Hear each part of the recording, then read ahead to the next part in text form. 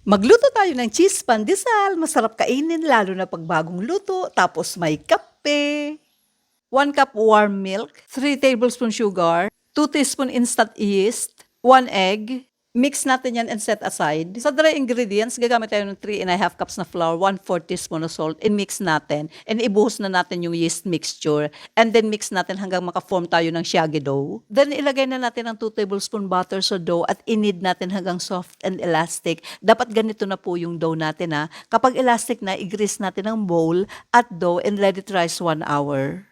After 1 hour, i-punch out natin ang dough to let the air out and divide natin ang dough into 12 pieces. Gumawa na tayo ng ball shape. Tingnan na lang po ang video kung paano ko ginawa. I-flat na po natin ang dough using our clean hands. Then kapag na-flat na, ilagay na po natin yung quick melt cheese. Yung tama lang po na may isara ang dough.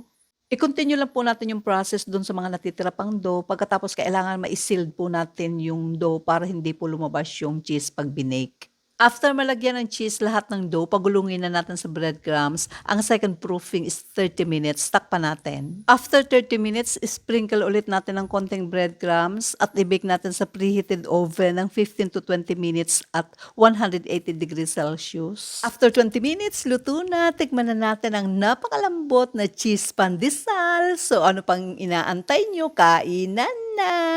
Tara!